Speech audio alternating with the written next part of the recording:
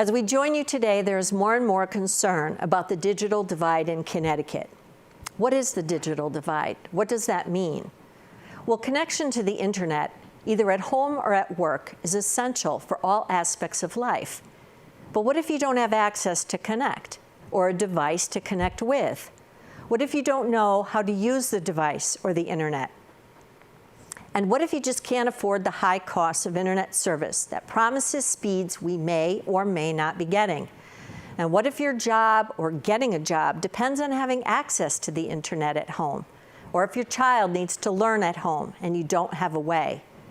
We don't think of the internet as a utility like electricity, clean water, or heat, but it is. Education, self-employment, telemedicine, civic engagement, social media, connecting to government agencies like Social Security, Medicare, motor vehicles, remote working, and so much more means having affordable access to the internet as a necessity. So who's looking out for Connecticut residents?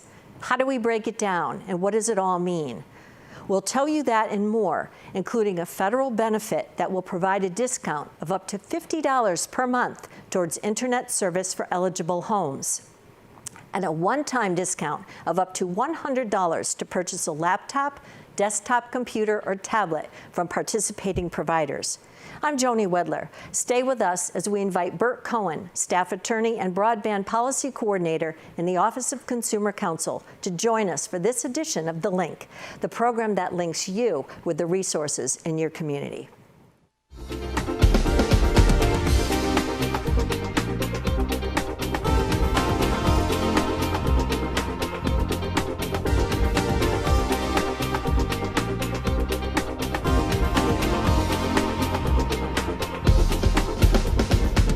We're glad you're with us as we dive into all things broadband in Connecticut.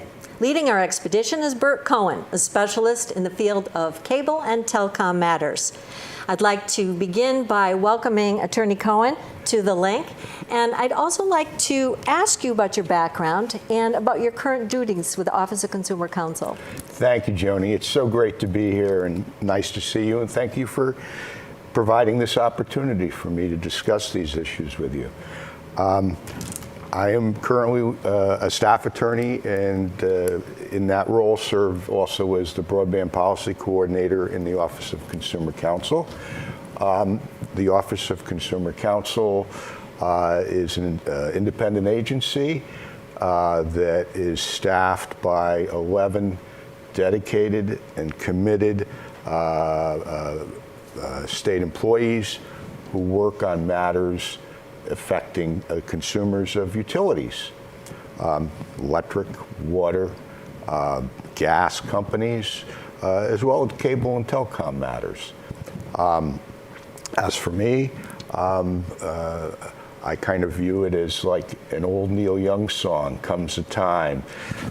The lyrics were, "Comes a time when you're drifting, comes a time when you settle down," and I settled down with the Office of Consumer Counsel. And aren't we lucky to have you there with the experience that you have? Your background was prior to coming to the Office of Consumer Counsel many years. Yeah, I was a lawyer in private practice for over 30 years, representing initially cable companies and some telecom companies, and then ultimately later in my career working with municipalities on primarily telecommunications issues. So we're happy you're leading us down this broadband path, and I'd like to get the terminology out of the way, because when I asked people about the digital divide, many people didn't know what that meant. So when we hear terms like the internet, broadband, and we hear digital inclusion or digital divide, are they all the same? And what are the differences? Well, there's nuances, but they ultimately get to the same place. The idea is making sure that all residents, not just of Connecticut, but of our fine country, have the ability to participate fully on our economic, political, social, and educational life. So, for instance, you need to have connectivity. You need to have an internet service provider that can reach your house. That's one leg of the chair. You need to have a device to use the internet, whether it's a laptop, a personal computer, or a tablet. That's the second leg of the chair. The third leg of the chair is you have to have the service, and you have to be able to afford the service. And finally, the term that I call digital literacy component is you need to know how to use that device, how to access the internet, how to use that in a way, whether it's for education and remote learning or doing your homework, or for remote work, as many of us had to do during the COVID-19 pandemic, or for applying for unemployment benefits, or Social Security, or other benefits, as well as for education and entertainment purposes. Well, Attorney Cohen, when we look at why we're hearing more about digital inclusion and connectivity than I think we have ever before, not only in Connecticut, but across the country. What was the start of that? Was it? Well, it's always been there, but I think when the internet access first started to become a little bit more ubiquitous, everybody could have access to it. It was a nice to have.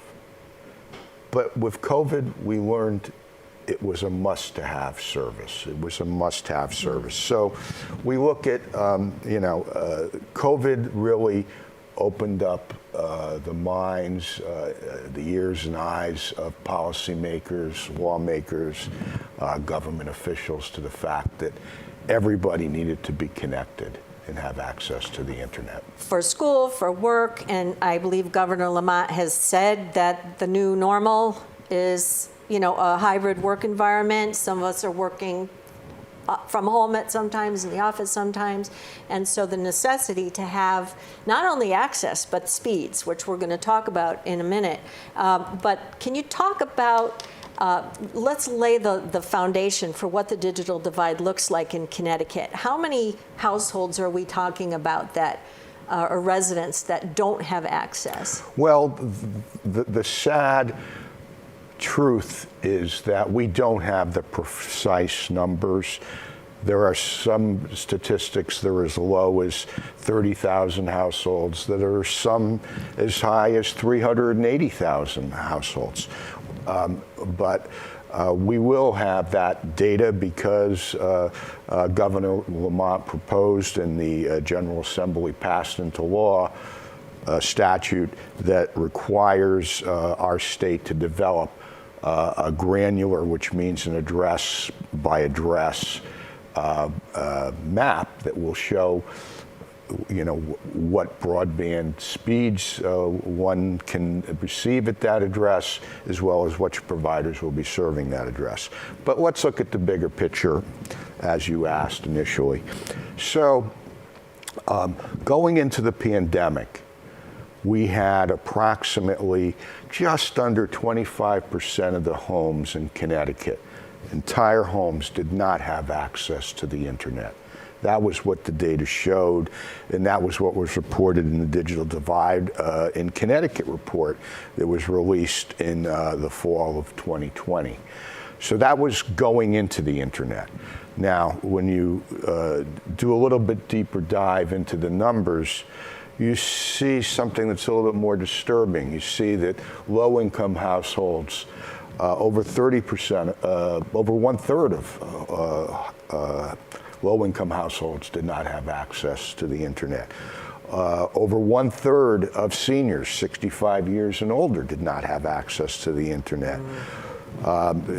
You take it down even more in terms of the ethnicity, people of color, again, Hispanics and people of color. Again, more than one-third of them did not have access to wireline broadband service going into the pandemic. So that was what we were faced with, when COVID hit. Schools were closed, businesses, commercial establishments were closed. So what the state had to do and what Governor Lamont did was to put together a team that his office coordinated. That it just happened that I joined the Office of Consumer Counsel in May of 2020. I was there a couple of days, and the governor's office calls. Guess what? Yeah. We've got some work to do. In any event, so that gives you the overview of going into the pandemic, what we were looking at. So when you got your feet wet in the whole system here with what was in front of you, what did you see as some of the problems that Connecticut was facing to close the gap? Sure. Well, initially, I mean, the number one issue was taking care of the kids in school. Okay.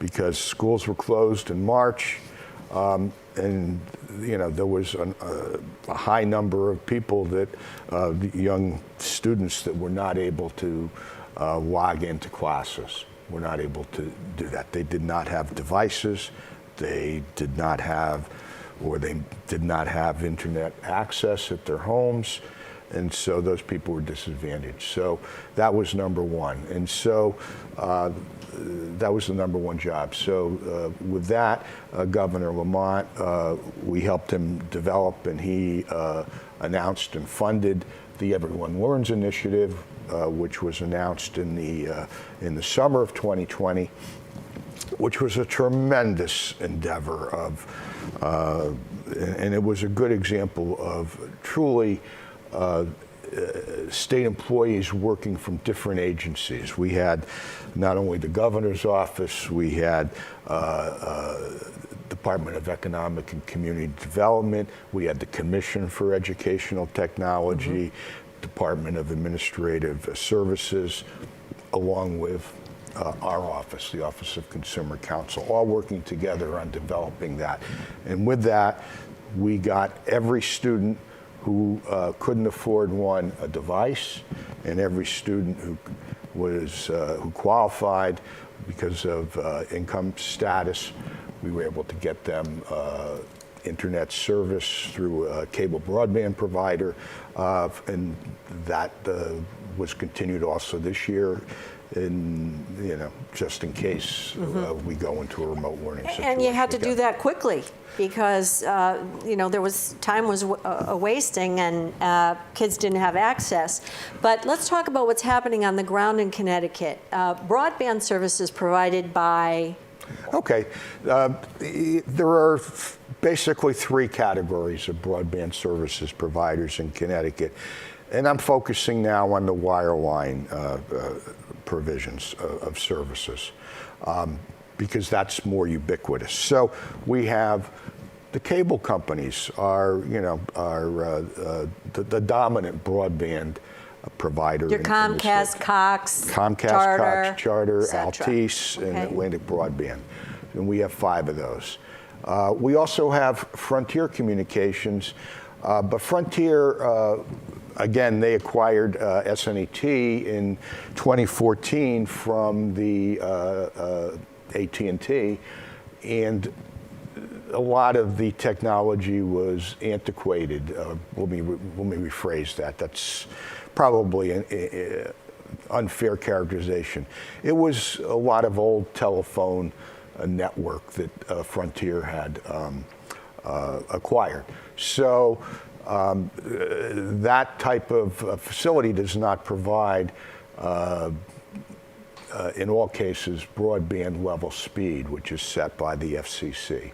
So, and that is a very low speed rate, which is 25 megabits downstream, downstream is when you get your Netflix, you watch videos on YouTube.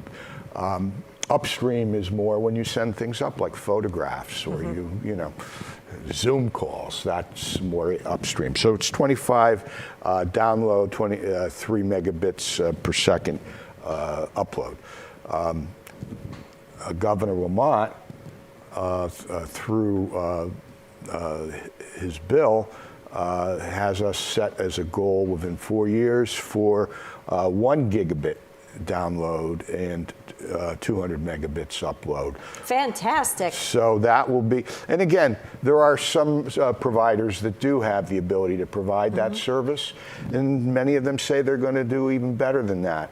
And that's terrific, and we hope it's ubiquitous and we have competitive providers. But we also want to make sure that people can afford the service. But before we go to affordability and the other issues, I also do want to mention that we do have one competitive provider out there that is chugging along called NetSpeed. They provide a very good service at a moderate price, and we are hoping that they expand their footprint, so to speak, for the rest of Connecticut.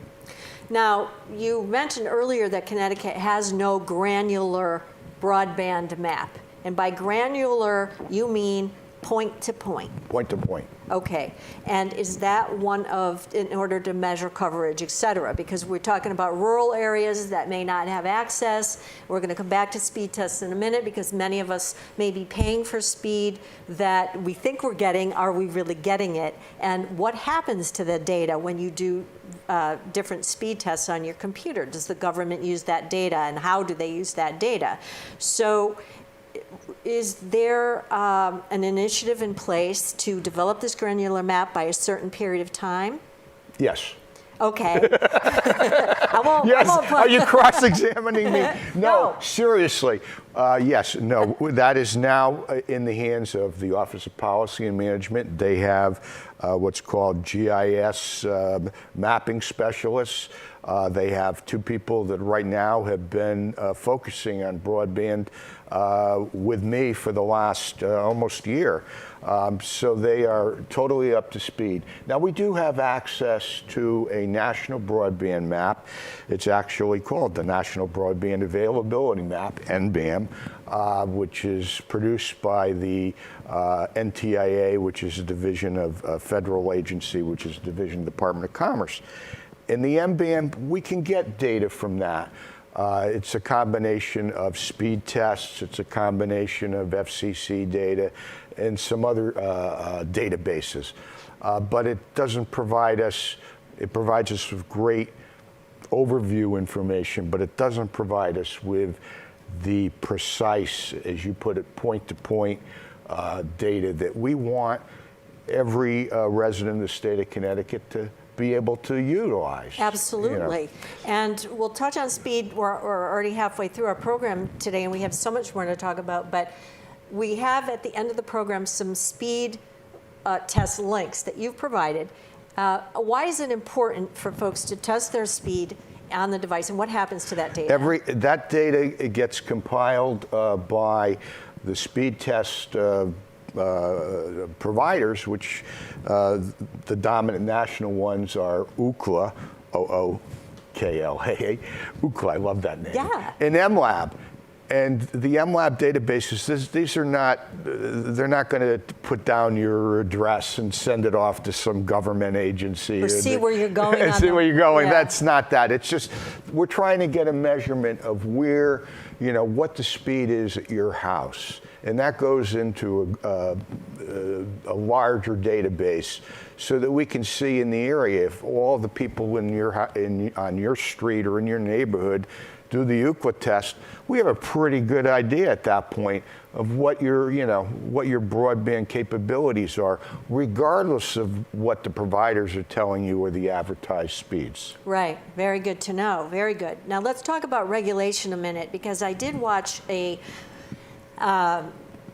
interview with Chairman Gillette, PURA's chairman, on regulation of broadband in Connecticut, and she stated that PURA had no regulatory authority, and I don't know if that's true. Is that correct? This is where in the program I have to say that while I'm here as a representative of the Office of Consumer Counsel, the views that I'm going to offer are mine personally and mine alone, and not to be, they don't necessarily reflect the views of my office or the Lamont administration, although I suspect that many people would agree with what I'm going to suggest. I think we've been oversold that idea that broadband and internet access provided by our cable and telecom companies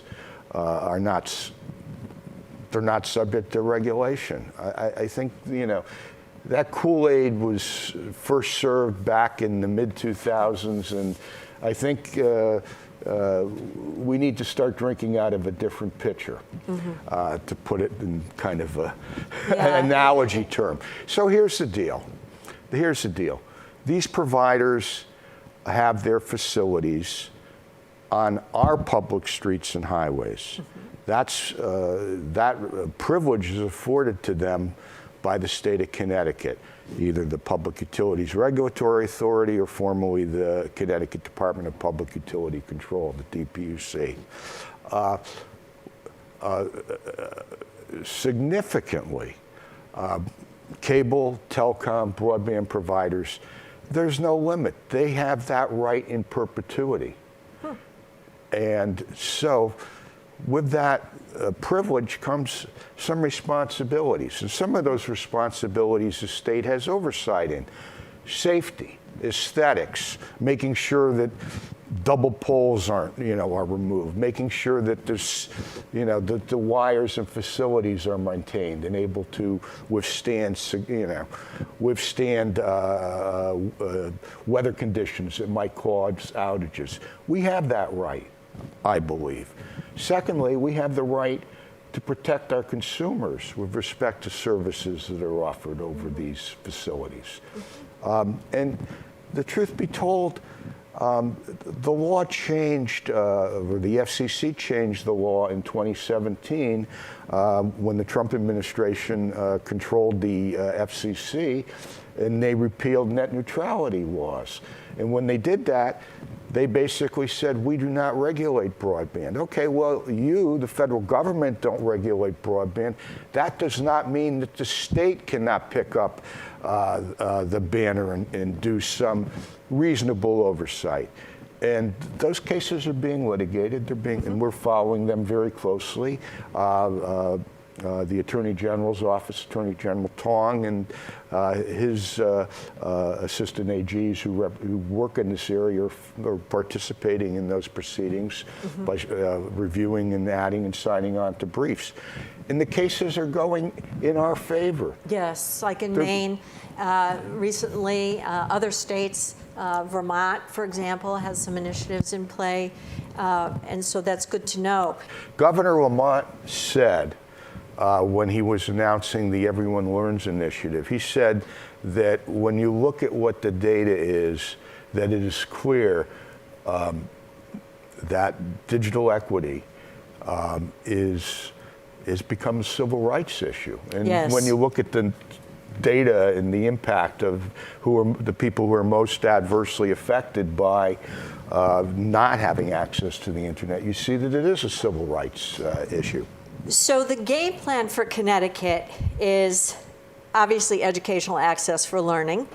You talked about the granular map, developing plans to move forward, addressing the digital level at all ages. We have to remember that many of our senior population may be daunted by getting onto the internet, even though they pay for these triple play bundles in order to get lower price on cable and telephone, they're not utilizing the internet at all. It's so interesting that you say that. I just read an article, maybe it was from AARP, that said that a study reported that 20% of seniors do not know how to access the internet. It may not be that they don't have the means, or they might not have the means, but even if they have the means, they're not sure how to do that. So we need to do more, and again, in terms of training, so that everybody doesn't need to be a computer programmer to use the internet. But you need to have a digital literacy level that allows you to do the things that you need to do. Yes, and to get the benefits that you need. You may need disability benefits or other benefits. I know of a gentleman who needed to get his Social Security card and the copy of it. In order to do that, many times you have to access these agencies online. Now, the federal government what are they doing to help close Well, the divide? Are they working with Connecticut? And what is Yes, and let me also put in a plug for Senator Blumenthal's office, because I am in almost daily communication with them, because there's so much broadband legislation that's being proposed. Right now, there's two main components. Number one was, well, there's three actually. There was an extension of what was called the CARES Act that was enacted at the end of 2020, the last week of 2020. Then there was the American Rescue Plan Act, which was implemented in March.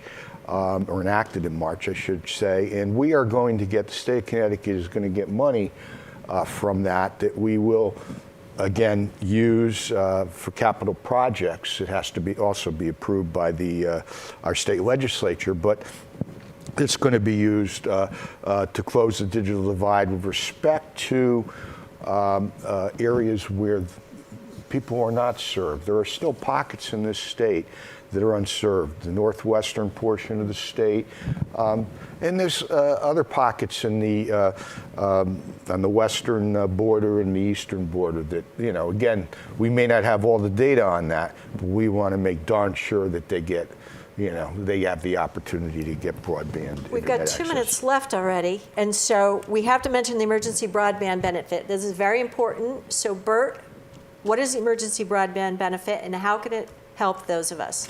Well, the emergency broadband benefit it addresses that third stool of your ladder, of your chair, and which is you need to be able to afford the service. It affects affordability. It's a subsidy. Right now, it's up to $50 a month for qualified individuals, and I believe we're going to show some of the qualifications, the qualifying factors that go into this. But in essence, it helps low-income people get onto the internet and get connected. And I know we're running out of time, but I do want to say that as I leave you here today, I just think the viewers need to understand that people in the state of Connecticut, from the governor's office to our office to other state agencies, we know what the problems are. We may not have all the answers right now, but we have been working tirelessly during this pandemic period to help you, and we will continue to do that until we have gotten everybody in the state of Connecticut connected. Good. Well, we hope you come back and give us some updates and maybe take some consumer questions as well. Our time is over now, but the expedition certainly isn't over. In fact, it's just beginning as we look at giving the opportunity for Connecticut residents to have affordable internet, a device that they can use and know how to use. Thank you, Attorney Cohen, for being our guest today. And for more on the emergency broadband benefit, as well as the recommended speed test links, they will be provided at the end of our program today. Thank you for watching, and we'll see you next time on The Link.